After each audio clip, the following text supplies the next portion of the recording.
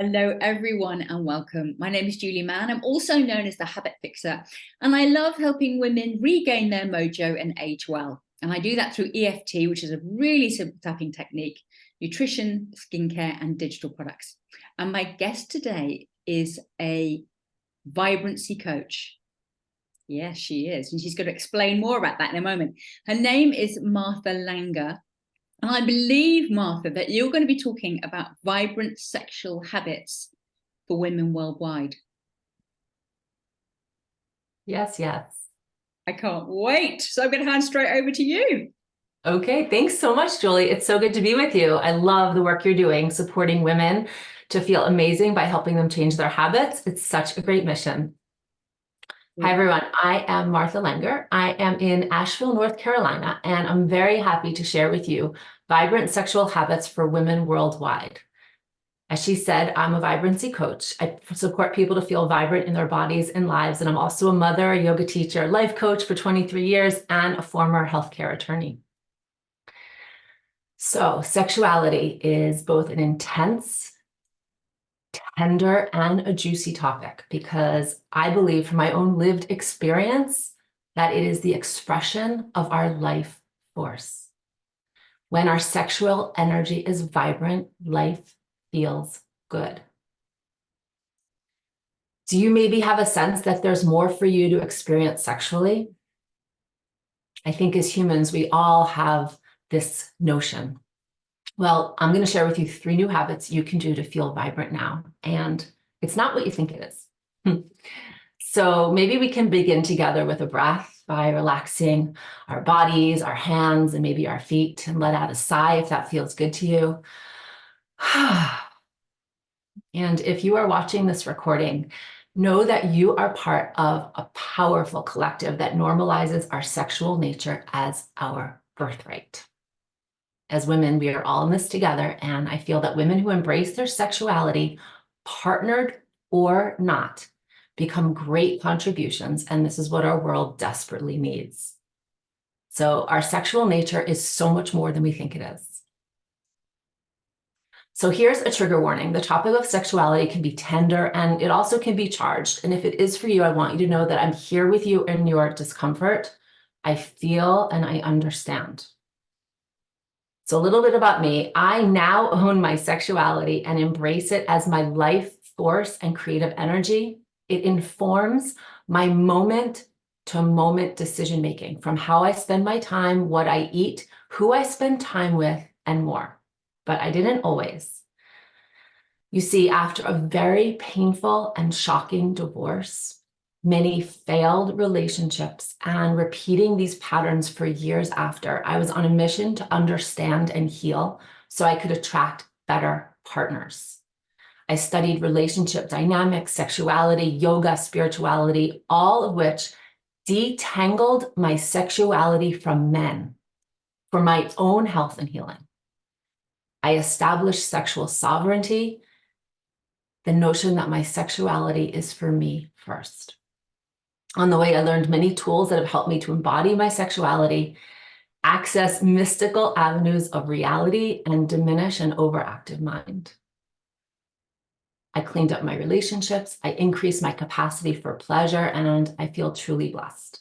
And now it's my delight to support women who want the same. Okay, so now I'm going to share with you a huge secret. Your sexuality, are you ready? Your sexuality is a portal to a greater reality. It's an expression of universal love, and it is indeed our birthright. Maybe breathe that in if it resonates for you on any level. Okay, the first habit, the first vibrant sexual habit is a mindset that we've already discussed a little bit. You are a sexual being, and your psychology is directly linked to this truth. So the first habit is a mindset that my sexuality is bigger than what I think it is.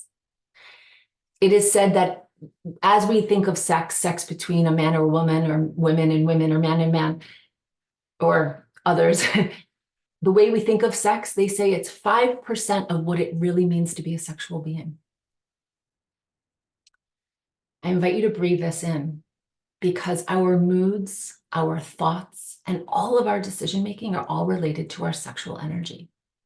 So by bringing attention to sexuality daily, on some level, you affect everything.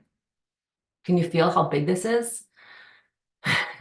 So when you wake up, I am inviting you to feel this truth and see how it affects your day. Just the notion of breathing in the idea that I am a sexual being every morning can affect the way you make decisions and the way you make choices as a result. Maybe you're going to self-pleasure more. Maybe you're going to make better food choices. Maybe you're just going to go left instead of right one day. Notice what it is and recognize that the notion that our sexuality is so much more than just sex with another person can blow our brains open a little bit. Okay, so the second sexuality habit for women is regular breast massage. Our breast tissue contains energy of the heart. Energy of the heart is joy and love, but also its opposites, grief, impatience, and despair. So when we consciously breathe and massage our breasts, we open and heal, not necessarily in a sexual way, although you can touch your breasts sexually too. By massaging our breasts with breath and consciousness, awareness, we are giving to ourselves and receiving from ourselves, which is very empowering. I recommend that women do breast massage at least 3 times a week for 5 or more minutes for optimal results. And just when you do it, you can just notice what's coming up and allowing whatever comes up to be an important message and to become curious about what's in the breast and how it feels. And if you email me after watching this video, I'll send you my basic breast massage audio recording, which will guide you in an experience. All right, the third sexuality habit is the heart-womb connection practice. Our hearts contain our love energy, like we just said, and our womb, even if yours was removed, the energy of the womb contains our wisdom energy. And so by connecting our heart with our womb in a somatic practice, we elicit our feminine power and truths. Not power over, not like women are great, not that kind of power, a quiet, heart-centered power. And inner wisdom that can inform how we think, how we participate with ourselves and others, and how we feel about ourselves. So if you're open now and have privacy, I invite you to join me in an abbreviated heart-womb practice. And if it doesn't resonate, you can always try it another time when you feel ready. Sound good? All right. So I invite you to, if it feels good, close your eyes, or you can keep them open, and place one hand, the left hand, on your heart. I'm going to switch because I think I'm mirrored. Good. And the other hand on your womb, the lower belly.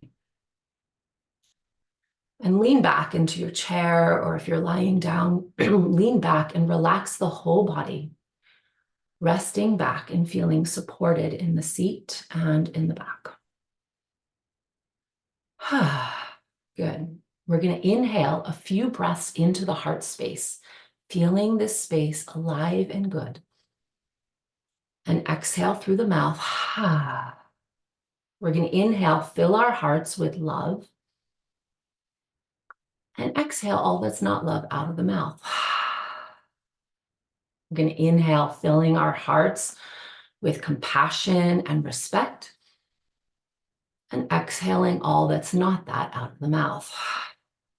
Now we're just going to breathe into the heart, love, and maybe beautiful red light. And exhale, send that beautiful red light and love down into the womb space. We're going to inhale beautiful love and respect of the heart. And exhale, send it down to the womb space. One more time. Inhale, beautiful, loving energy, joy. Exhale, send that down into the womb space. Now just breathe into the womb space. Inhale, filling the womb. Again, it could be your energetic womb if yours was removed. And exhale, soften into the womb space. Bringing your awareness into this area. Inhale, filling the womb space, feeling the love enter the womb. And exhale, sigh it out. And now be still with the womb space, noticing energy or light, and being quiet and still with the womb space. And maybe noticing if it has any messages. Noticing if it or she has any wisdom for you.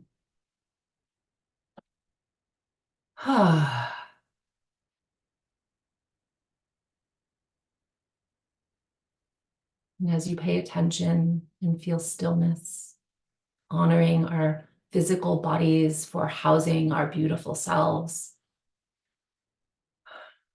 honoring our womb for all that it provides, noticing maybe a sense of centeredness and peacefulness and calmness, which provides a sense of self-knowing and empowerment. Thanking your body, releasing your hands and opening your eyes. And so I hope that what I've shared has touched your heart to see and at least conceptually understand that sexuality is so much bigger than cultural norms. And that when we approach it with more attention and reverence, it can be a portal to really all of our desires to come true. Wow. I am so glad, Martha, that you've talked about this, because although, people talk about sex, I don't know of many people that talk about sex, not in my experience, that talk about sexual energy. And I love what you said about it being the access to this whole other portal, this kind of otherworldly thing. I'm wanting to know a little bit more about that. Are you able to say anything about that? Sure, yes, absolutely. Well, I'm going to liken it to, when you're on vacation and you have an experience that just feels so good, whether, let's say, you're watching a gorgeous sunset with the mountains and the water, let's say, right? And you have this experience of, wow, all is well. You have an experience of, I'm in the right place at the right time. Those kind of experiences that we have? Like a bliss? Yeah, like bliss. Yeah. Great. Yes. So each time we access our sexual energy for ourselves, I believe, we're touching bliss. And the more times we touch our own bliss generated from ourselves, not looking externally for our bliss, but internally recognizing that our sexual energy contains an infinite amount of bliss, we are then able to discern how we're living and who we are being.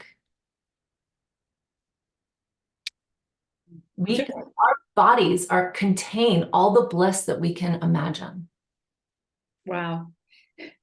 So I'm curious, obviously you work with women worldwide, and I'm curious to know, do the women that you work with, do a lot of them come with shame around their sexuality? What brings them to you, Martha? And really, I'd love you to address that, because maybe there are some women or even men watching who are curious about that too. So anything to say about that? I love this question. I believe that it is shame that brought me to this work to begin with.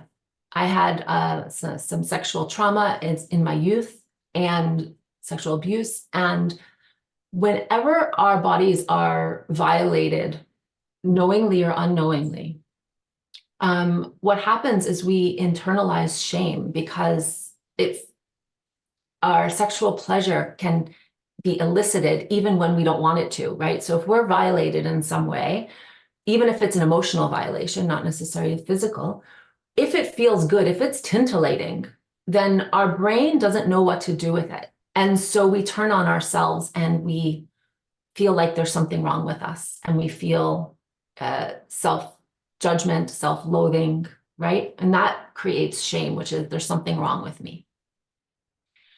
And when our sexual energy is pure, we feel confident, we feel amazing and alive and vibrant, and shame diminishes that. So by unlocking the shame, we release into more and more bliss in our everyday experience. The people who come to me usually come with a sexual issue, right? Like usually we seek help when there's a problem. And then that problem becomes the doorway, the pathway to exploring our sexuality in such a bigger way. But when you mention shame, like, oh, it's so tender. Like my book, I have like I have like a whole section on shame in my book, Embrace Your Vibrance. Because it is in releasing shame that we open to more and more bliss. Is this answering your question? Yeah, absolutely. Yes. So what, maybe there are some people watching who they possibly can't resonate necessarily with what you've just said, but maybe they're experiencing things not going right in their life. I imagine that if your sexual energy is blocked, or you're unaware of, you're not taking time to connect with it, that actually things stop working. Have you got any examples of what can happen when Well, I think, yes, honor that? Yes, so much. I mean, I think a really big one is inauthentic relating. Do you ever people please? Do you ever like do something when you don't really want to? Do you ever like say something to make someone feel better, but you don't really believe it inside, and then you feel like terrible inside? It like chips away at your own self-confidence. So that's a really great example of a sexual wounding that can be opened. Because if we're feeling our sexual nature intact, we are relating with other people authentically, because we can't help it. If we're relating to ourselves authentically, it's a natural overflow. So I would say sexual problems between couples is an indicative doorway that could be a great doorway into this work. If you want more sex than your partner, if you want less sex than your partner, if you have fights about sex, if there's no sex happening. So partnership, when there are really any complaints. How's that? What are we complaining about? I'm complaining because my work life isn't going right. Okay, let's open your sexuality and get a little more, your creative juices flowing so your work life feels better. My relationship problems. Okay, let's focus on your own, like you said, shame, and bringing upon more internal bliss. So your relationships clean up and become more harmonious. Wow. Would you say there's a connection? Sorry, I cut you off then, didn't I, Martha? But No, I got the question. Would you say there's a connection between being successful, and I'm talking about, maybe being wealthy in terms of happiness, money, great health? There's a connection between those things and sexual energy, being in touch with that. And yes, so much. Yeah, everything, it trickles into every aspect. So the way we do one thing is the way we do everything, right? The way we be is the way we are internally is the way we express and relate in the world. And so when we're feeling alive, lit up, and inspired from ourselves, when it's sourced within ourselves, then it trickles into every aspect of life. And that will make a job that maybe didn't feel good, all of a sudden you're bringing more aliveness into the work. And so it becomes more satisfying. Or maybe creative ideas happen and you end up creating something or doing things a little bit differently that feel good and fulfilling. So I would say it brings meaning and fulfillment into all aspects. And I know actually when I've been having, a healthy sexual relationship with someone, that I feel, just life feels great. I feel younger. I feel sort of juicy in all aspects of my life, So Yeah. there is something about, blocking that energy is maybe, I imagine, is really not healthy and possibly aging. Is there such a thing? Oh, for sure. There are actually current studies happening right now showing that like daily sexual practice de-ages you 8 to 10 years. It's so true. Oh, absolutely. That's a lot. Absolutely. That's a lot. 8 to 10 years. That's a lot. Oh, absolutely. I mean, it does. It brings youthfulness and vitality. And um, the one thing I just want to address that's really important is that we are conditioned to define our sexuality to a partner. And it's like when I have a partner, I feel so good and so alive and youthful and loving. But why are we making it dependent on another person? What if we make it for ourselves first and are living in that field regularly, partnered or not, and then bring that overflow and bring that vitality to the relationship? It's a win-win for everyone. So I'm inviting women worldwide, partnered or not, to prioritize and value sexuality as an important part of life. In fact, maybe the most important. Wow. Yeah, it's about owning it, isn't it? Being curious and owning it. And oh my goodness, Martha, there are so many questions that I could talk to you all day, and this has been completely fascinating, but really, really important. So for those of you listening, watching, if you've been touched, inspired, moved by anything that Martha has said, check out her links. They will be below this video, as will mine. And just, get in touch, ask her a question. So all there is for me to say, Martha, is thank you so, so much for this amazing conversation. And thank you everyone else for watching. Thank you, Julie. Thank you, everyone.